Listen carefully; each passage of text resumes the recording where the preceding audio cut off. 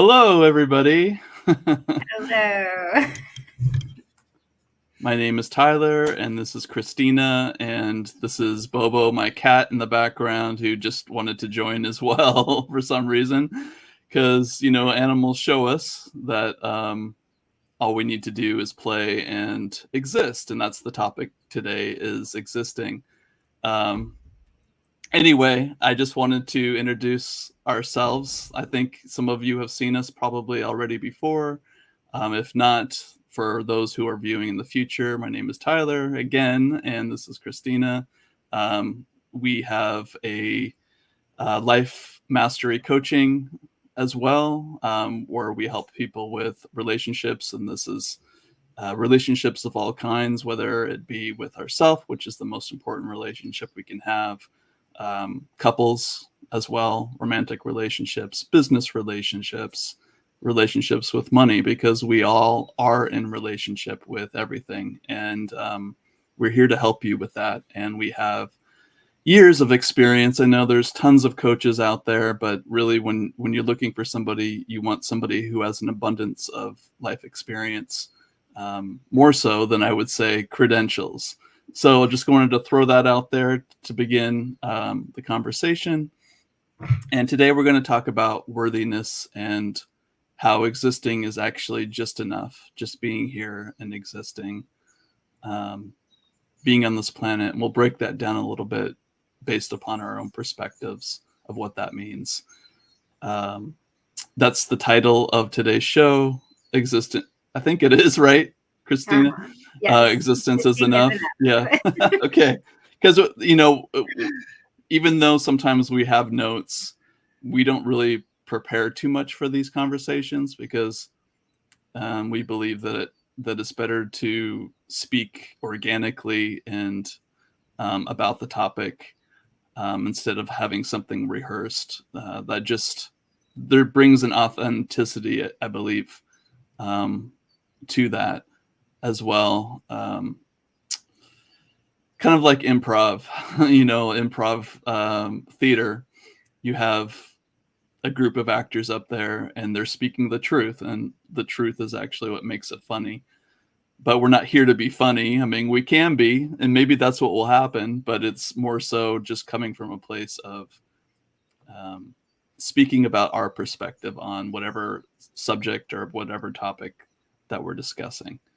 And I just want to add that we do have people joining us today. So we actually would love it if you joined in on the conversation. So if you have comments or questions, be sure to put those in the chat in whatever forum you're watching this on, because we're actually wanting this to be more engaging and bring you into the conversation with us. It's not just meant for us to be talking, even though we can fill the space if we want to. Right. Yeah, absolutely. Yeah, please share your ideas, ask any questions. We'll try to answer them to the best of our ability. And okay.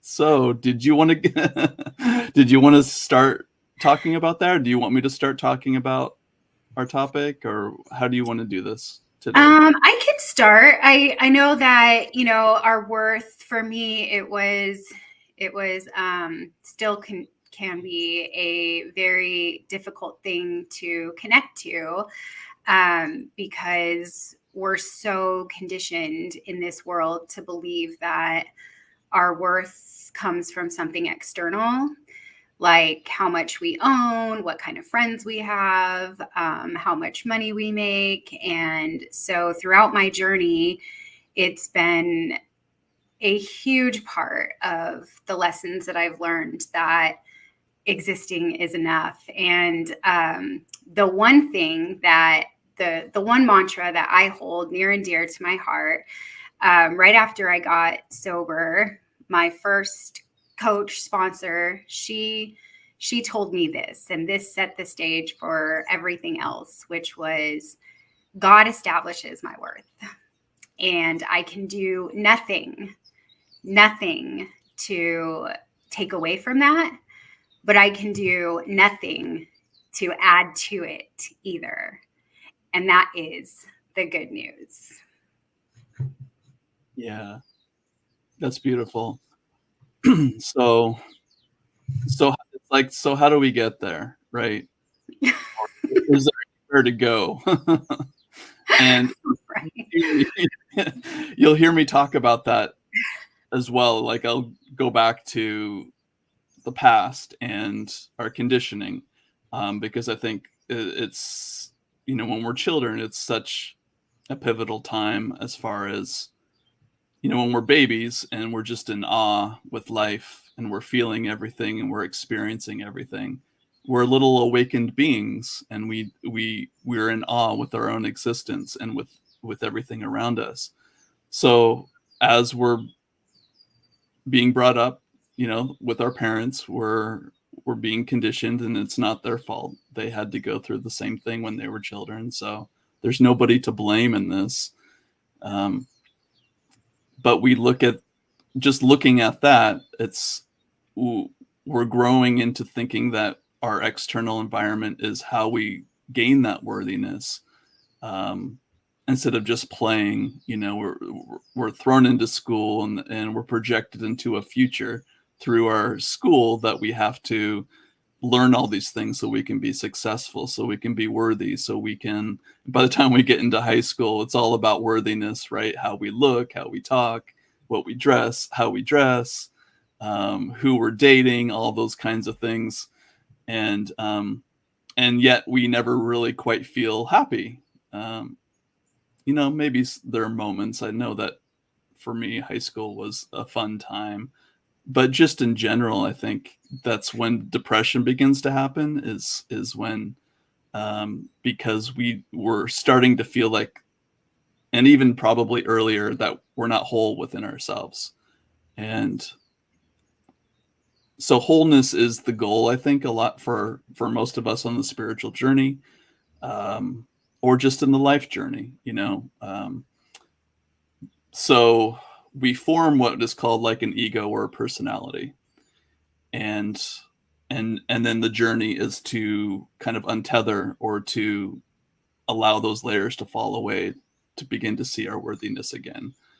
But we tend to do the opposite, I think, Chrissy. In the experience, we hustle, we try to be successful, we try to make things happen, and so we're creating from a place of unworthiness, as opposed to from a place of already feeling worthy. What do you think about that?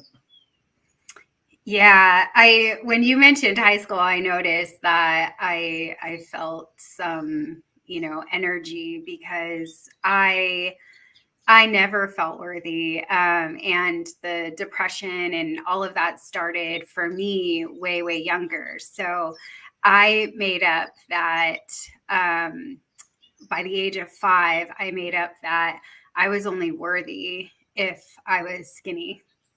And so that belief created a reality that was just complete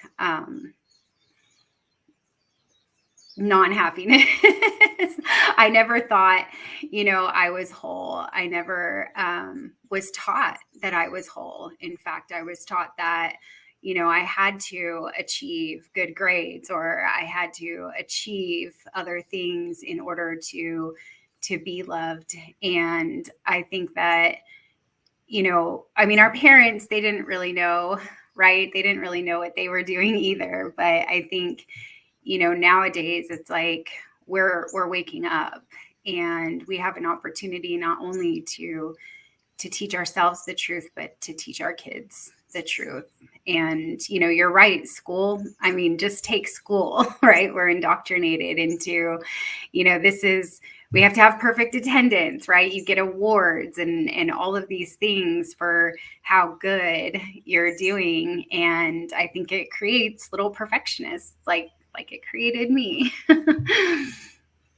Yeah. And so there's that, and there's also, this is just generally, we're talking about unworthiness, I think, right now. And then there's a rebellion that happens, right? And for some, I mean, some decide that, for example, they're working a job that they're not happy with, and they're going to say, okay, I'm not doing this anymore. I'm going to be an entrepreneur and I'm going to go out and do my own thing. I know that was a big part of my, has been a big part of my journey, that I didn't want to work for somebody, because at that point I was sick of being told what to do and how my life is supposed to go without my own control, I think.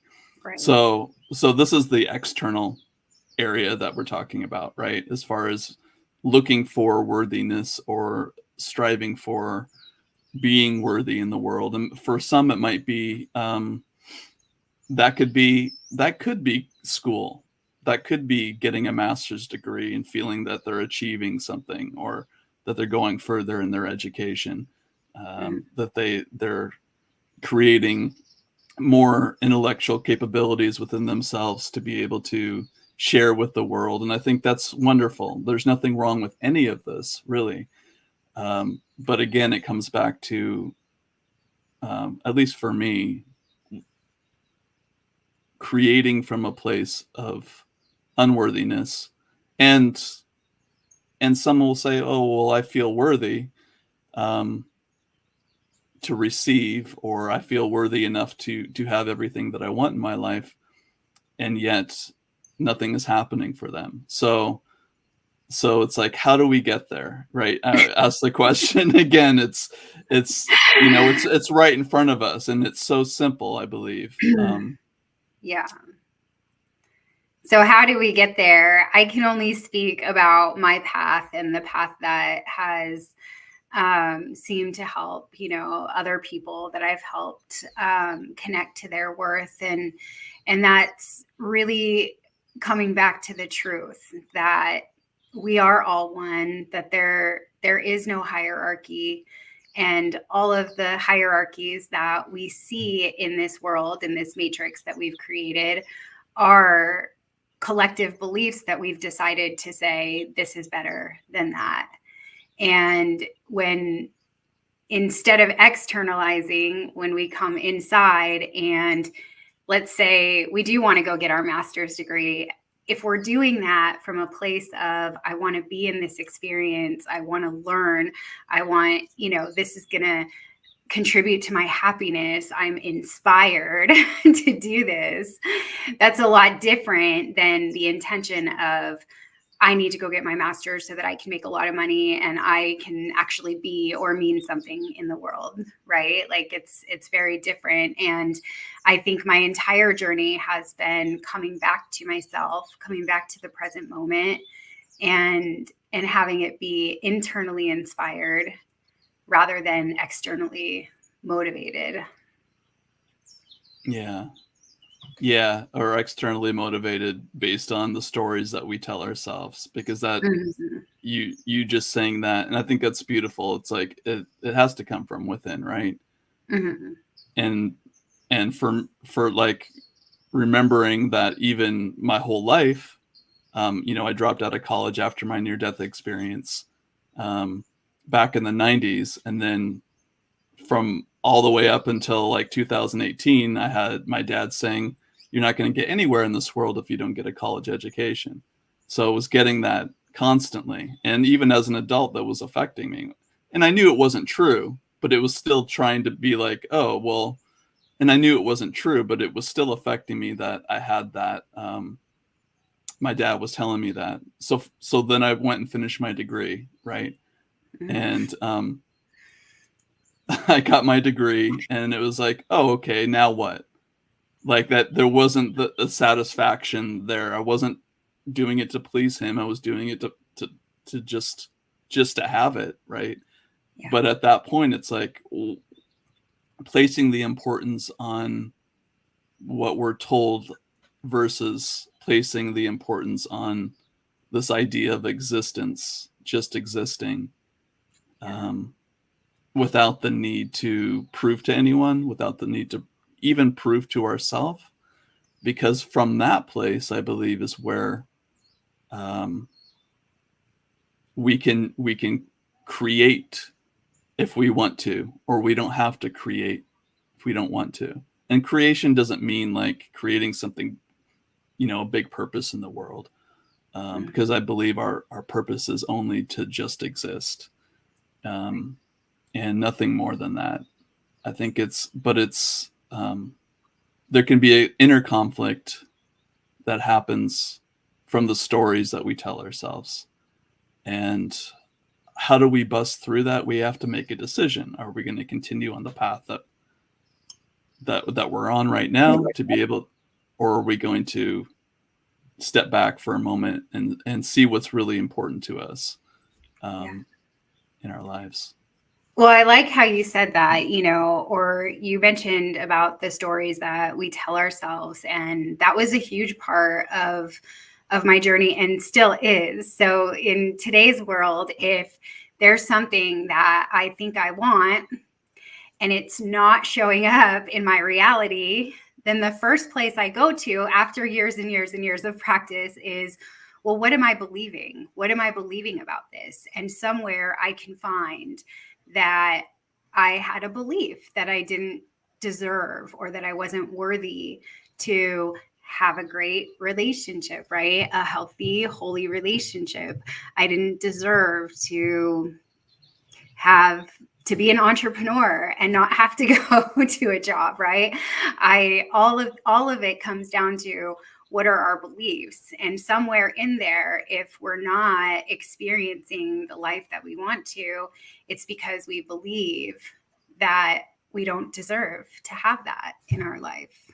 Just like if we have a belief that we have to work hard to be worthy or to mean something, then that's going to be really hard or negate just having a life where existing is enough.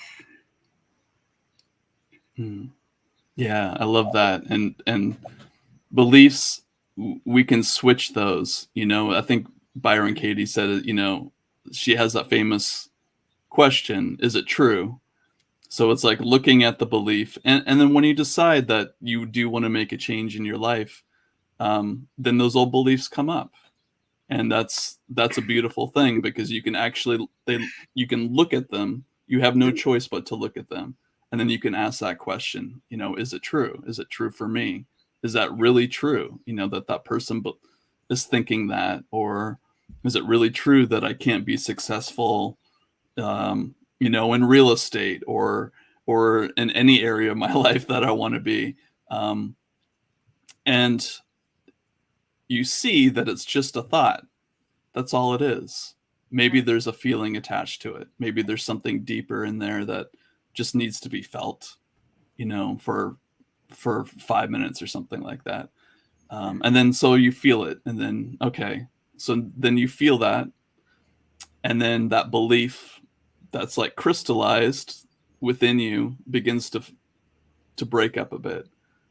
So I always believe there's a feeling behind the belief, and that's those moments in childhood when we actually began to take on the beliefs because we had an emotional reaction to our external environment, and we didn't know how else to deal with it other than to create a story about that, about whatever was happening in our lives.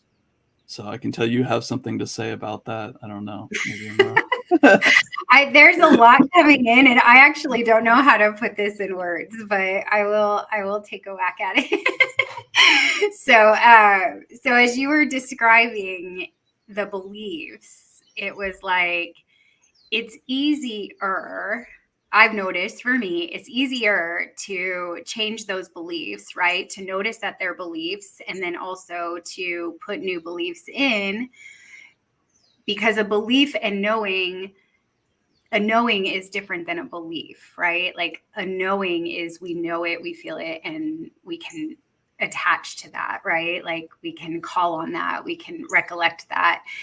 And as I've gone through my journey, what's helped me have some space between my beliefs and like have them not be so strong or so thick is the knowing that we all are just here to experience whatever our soul wanted to experience here. And so like, if we can take a step back and zoom out, it's like that bigger knowing that we are all one. We are all one from one source, from the same source. Everyone's going to, live their life here and then die and go to the afterlife or whatever it is, that exists beyond here. You would know better than I. But like when we have that knowing that we're all souls, it's easier to notice the beliefs and to have space in between them. I don't know if that makes sense, but that's what was coming in when you said that. You could tell I had something to say. Yeah. I actually don't know how to say it. No, you do though. I think it's beautiful because you have that. I'm kind of like bringing it down to earth, and then you're showing the greater expansion of it. Some of these ideas. So I think that's a nice balance. So yeah. So again, it's like, how do we get there? Well, I think it's about taking breaks. Meditating is beautiful because you can actually just begin to see your thoughts and see your experience when you begin to get into that place of quietness. There's other practices such as Ho'oponopono, which is a beautiful ancient Pule prayer here in Hawaii. Taking time, and I'm talking about for those who actually are fed up with their lives and maybe they don't feel unworthy, or they want to make a change in their lives. There's that deeper feeling of feeling unworthiness. So I'm just talking about like the first things you can probably do to shift away from that unworthiness is becoming quiet, including being in nature. Nature is a way of actually calming the whole nervous system and activating the sympathetic nervous system so we can be more open to life. So just like simple practices, and that could be different for everybody, right, Chrissy? I mean, and from that place of internal peace, or connecting to the peace that's already within you, is already present, then those beliefs just pop up. They just start popping up.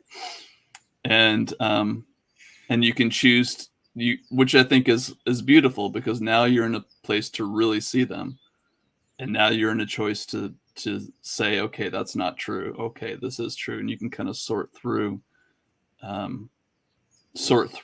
what you feel to get to that place again of feeling worthiness. And one of the ways to do that, and I think we've talked about this before, is appreciation, and this is self-appreciation. Really appreciating that all appreciation is just realizing that you exist, and that's enough. I feel, your own existence, appreciating your own existence, and that's enough.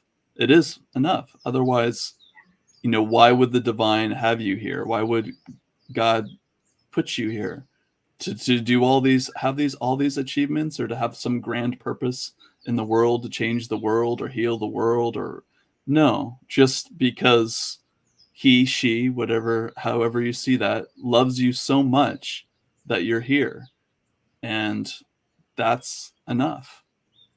Yeah. I want to bring in, because you said, how do we get there? And there's probably hundreds of different paths that can bring you to the truth about your worth. And yesterday in my Course in Miracles lesson, the lesson was, I will judge nothing that occurs today. And the reading that went along with it is that, creation is perfect. Creation is perfect. And I am part of creation. You are part of creation. And what I see, right, that I can put a judgment on is just a piece of the bigger picture. It's just a tiny sliver of the whole of creation, and everything in creation is perfect. And I bring that in because it popped up really strong, but that's another how. I've been doing the Course in Miracles lessons. I've been studying the Course for 12 years, and I just like in March, after I got back from Hawaii, started to do the lessons. There's 365, so there's a lesson for every day. And what that does is it really brings your mind to the place of, every day is a meditation. So you're meditating and you're getting back to the knowing of the truth, which then makes it easy to see those beliefs. It makes it easy to change your beliefs and to heal your mind and correct your vision and receive, what it is that was actually meant for you here and the reason that God created you. Yeah, so as you were talking, I kept getting forgiveness. That's another practice that's like healing the mind and healing the stories and healing the beliefs that we have about ourselves and about life, and healing those that we believe, or healing that part of us that we believe from those that caused us harm in the past, or imparted their beliefs upon us, like our parents. This idea of forgiveness, and we should probably have our own live doing just forgiveness, because it's like healing that part first, right? It's like forgiving whatever we believe about ourselves, whatever we believe how life should happen that's not working out for us. For example, we hustle, we try to make things happen, nothing's working out, we believe it's our fault. Or we're in a relationship and we're really trying to make it happen, and the other person doesn't have both feet in, with us, and we believe it's our fault. So forgiveness is a huge part, I believe, in that healing of the mind and also the heart. It's like it starts here and then it drops into the heart.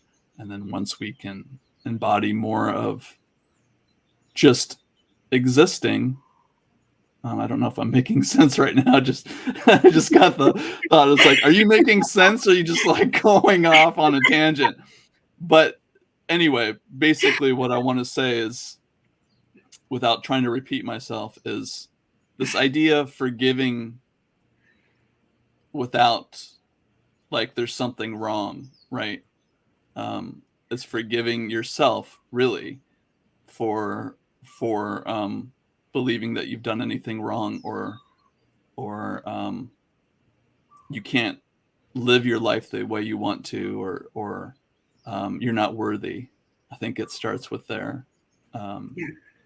as well. And on the topic of forgiveness, the Course in Miracles is forgiveness is our salvation. And the Course actually rarely talks about forgiving yourself. It talks about forgiving your brother and seeing the innocence and the perfection in your brother, so in another human being. And so we don't even have to focus on trying to forgive ourselves for the things that we've done, because if I can look at you and I can see the perfection in you and honor your innocence, then I'm naturally giving that to myself. Forgiveness is forgiving. So when I'm offering that to my kids or to you or to someone who cuts me off in traffic that I would normally judge to be bad, or I would make them wrong, saying they're not worthy or something to that effect, when I'm offering that innocence to them, I am offering it to myself. And that is another way to get to really knowing your worth, connecting to your worth. And in the Course in Miracles, the Course is all about healing our mind and correcting our vision. And so another prayer that I have done for 12 years and continue to do on a regular basis is, Holy Spirit, heal my mind and correct my vision where I am believing that I am not worthy, where I am believing that, something is wrong with me, and being willing to experience my innocence. I'm being willing to experience my magnificence as God created me to be. And I don't even always have to know what it is that the thing, you know, that's causing me to connect to my belief that I'm not worthy. But if I can say that prayer, that helps me reconnect to, right, like he created us in his image. Like God's perfect, you know, God is perfect, and we're created in that image. We are just as magnificent, just as powerful. We're little gods. Yeah. I don't think I can top that. I mean, it's so true. It's like and even just, you know, like taking away the forgiveness part and just giving, you know, the giving is receiving, you know, taking your focus. Sometimes like my process has been so internal for so many years, but also I feel that it's important to make it external in a way of giving, you know, taking the focus off myself. People have asked me in the past, you know, clients and so forth, you know, how do I get out of this depression? I'm like, just go out and help people, you know, give when you can. Everybody has something to give. You are taking the focus off yourself, but you're also giving to yourself by just giving, right? So that word, I don't mean to go off the subject of forgiveness, because I think it's a beautiful practice, you know, forgiving your brother, forgiving your sister, your fellow human being, as a way to really heal yourself, and then also open the space up for them, allow them to be an expression of the divine, right? Just by forgiving somebody, which is the same or similar to non-judgment, or non-duality, then they can do whatever they do as an expression of the divine, and they don't have to feel judged. Even if you're not talking to the person, like you said, you're in traffic and you're flipping them off, for example, there's a part of them that feels that, and there's a part of God that feels that, right? There's a part of source that feels that. So when you give them the space to flip you off and cut you off, and you might have to swerve a little bit, then there's that expression, allowing that expression to be. And I don't even know if we're going off the topic of unworthiness, but I think it's all really very much connected to each other. Absolutely. And like when you introduced us in the beginning about relationships, it's in our relationships. Like you also mentioned something about a lot of your work being internal, and a lot of mine has been too. But it can be I believe it's meant to be inside of relationships, especially the romantic relationship. That is where we are going to supercharge our healing. But it's through others that we experience the love of God. And if I am judging you, Tyler, it's only a projection of myself. So if I'm offering you innocence, then I'm offering myself innocence too. Yeah. So. Wonderful. So is that the closing statement, or because I think, well, I'm noticing time, and so we do have to close somehow. So we can let that be it. Okay. Well, thank you everybody for showing up. This is a little bit shorter. You're doing the closing. I'm sorry. I'm going to do a closing. Yeah, I was okay. going to say.